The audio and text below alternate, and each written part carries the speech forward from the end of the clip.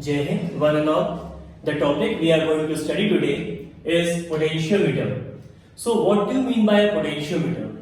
नाम से ही बहुत क्लियर है. अगर हम देखें, मीटर का मतलब होता है मेजरमेंट.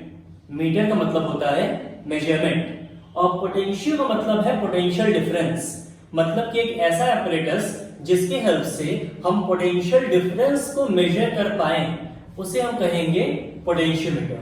एक ऐसा एपरेटस जिसके हेल्प से हम पोटेंशियल डिफरेंस को मेजर कर पाए उसे कहा जाएगा पोटेंशियोमीटर. नाउ पोटेंशियोमीटर के कुछ एप्लीकेशंस हैं. ओके, इस डिवाइस के हेल्प से सिर्फ पोटेंशियल डिफरेंस ही नहीं, ईएमएफ भी मेजर किया जा सकता है. ओके, हम पोटेंशियल डिफरेंस मेजर कर सकते हैं, हम ईएमएफ मेजर कर सकते हैं, internal resistance of the cell measure कर सकते हैं, as well as EMF of two primary cells को कंपेयर कर सकते हैं. With the help of this potentiometer हम चार वर्क कर सकते हैं. पहला वर्क क्या? हम पोटेंशियल डिफरेंस मेजर कर सकते हैं. सेकेंड, हम EMF of a cell measure कर सकते हैं. थर्ड, हम दो प्राइमरी सेल्स के ईएमएफ को कंपेयर कर सकते हैं. एंड फोर्थ, हम इंटरनल रेजिस्टेंस को भी मेजर कर सकते हैं. Now moving on to the potentiometer का बेसिक डेफिनेशन क्या है? It is an apparatus used for measuring potential difference between two points in an electrical circuit accurately. तो ऑब्वियस सी बात है, जब हम पोटेंशियल डिफरेंस की बात करते हैं तो हम दो पॉइंट्स की बात करते हैं और आपका पोटेंशियल डिफरेंस हमेशा दो पॉइंट्स के बीच में ही आएगा. दैट्स व्हाई यहां पे ये कहा गया है बिटवीन टू पॉइंट्स.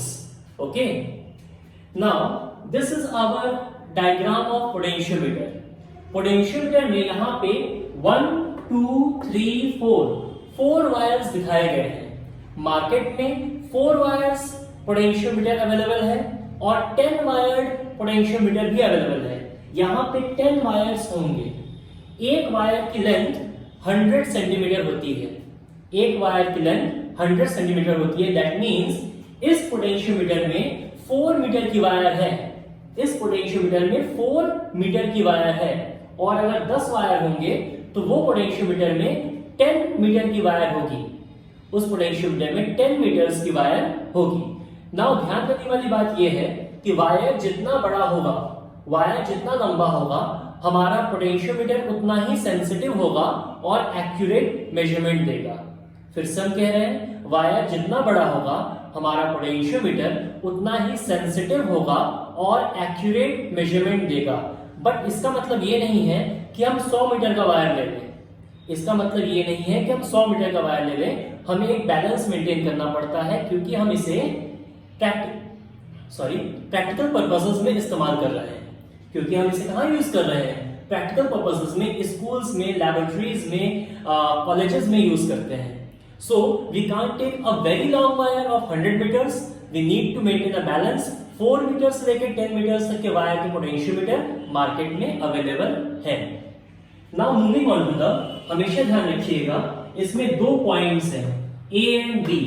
A को बैटरी के पॉजिटिव टर्मिनल से कनेक्ट किया गया है. बैटरी के नेगेटिव टर्मिनल से अमीटर को कनेक्ट किया गया है. चूंकि अमीटर आपका हमेशा सीरीज में कनेक्टेड होता है, That's why बैटरी के नेगेटिव से अमीटर का नेगेटिव कनेक्ट किया गया, बैटरी के पॉजिटिव से रियोस्टेट को कनेक्ट किया गया और रियोस्टेट से बी पॉइंट को कनेक्ट किया गया. रियोस्टेट होपफुली आपको पता है, ये आपका एक वेरिएबल रेजिस्टर होता है. रियोस्टेट आपका एक वेरिएबल रेजिस्टर होता है. नाउ इस इंट्रोडक्टरी क्लास में, इस इंट्रोडक्शन ऑफ पोटेंशियोमीटर में हमारा बेसिक मोटिव ये है, हमारा बेसिक ऑब्जेक्टिव ये है कि हम पोटेंशियल डिफरेंस फाइंड करें. ओके, सो ए पॉइंट के साथ वोल्ट मीटर को कनेक्ट कर दिया गया. ए पॉइंट के साथ वोल्ट मीटर को कनेक्ट कर दिया गया और वोल्ट मीटर आपका हमेशा पैरेलल में कनेक्टेड रहता है.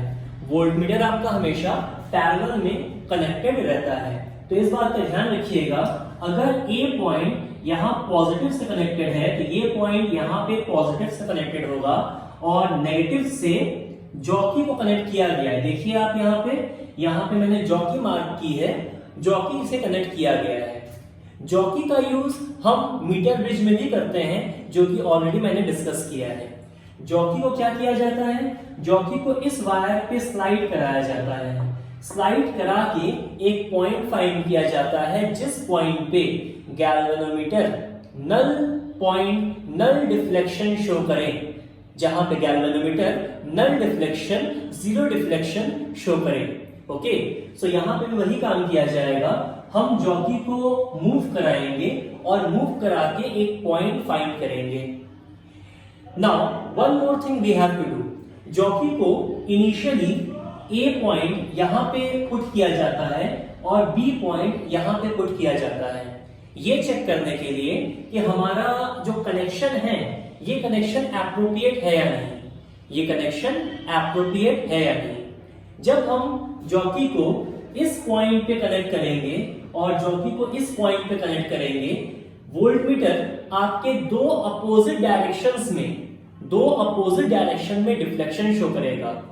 जॉकी को जब आपने यहां पे टच कराया है तो मान लेते हैं वोल्टमीटर में लेफ्ट डिफ्लेक्शन शो किया, और जब हम जॉकी को बी पॉइंट पे कनेक्ट कराएंगे तो वोल्टमीटर में राइट डिफ्लेक्शन शो करेगा।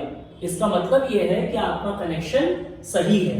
लेकिन अगर ऐसा नहीं होता है, दोनों ही केस में सिंगल साइड डिफ्लेक्शन ही शो कर रहा है, सेम साइड डिफ्लेक्शन ही शो कर रहा है, तो आपका कनेक्शन या तो गलत है, हम ये कह सकते हैं, या फिर कनेक्शन लूज है, हम ये कह सकते हैं।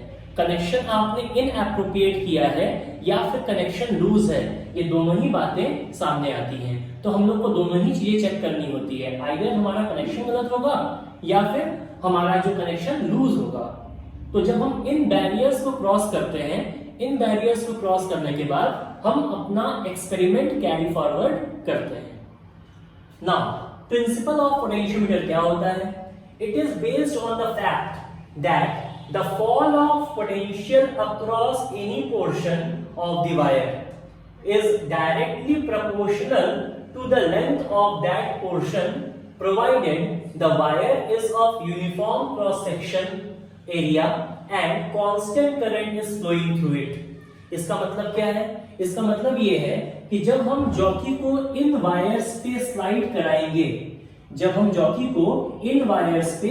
कराएंगे, तो एक चीज का ध्यान रखना है कि हमारा वायर यूनिफॉर्म क्रॉस सेक्शन का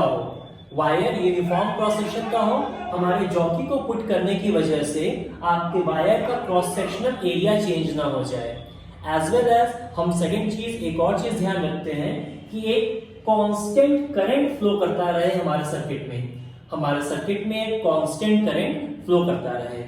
नाउ द थिंग इज, अगर हम एक पॉइंट फाइंड करते हैं कि हमने जॉकी को इस वायर पे मूव कराया, फिर इस वायर पे मूव कराया, ठीक है, जॉकी को हम इस वायर पे मूव कराते हुए यहां ला रहे हैं, तो हमने ये फाइंड किया कि पोटेंशियल डिफरेंस जो है वो डायरेक्टली प्रोपोर्शनल है length of that portion of the wire. अगर यहां से फ्लो कराते हुए आ रहे हैं और आपका नल पॉइंट इस पॉइंट पे शो कर रहा है, तो इस लेंथ को हम क्या मानेंगे? इस लेंथ को हमने L सपोज कर लिया, इस लेंथ को हम क्या सपोज करेंगे? L सपोज करेंगे। नाउ चूंकि हम लोग ने ऑलरेडी डिस्कस किया था कि आपके चारों वायर का कंबाइंड लेंथ 400 सेंटीमीटर है या 4 मीटर है, तो बाकी बचा हुआ लेंथ कितना हो जाएगा? 4 मीटर माइनस L हो जाएगा। ऑब्वियस सी बात है, it will be 4 metre minus L। Okay, now the thing is,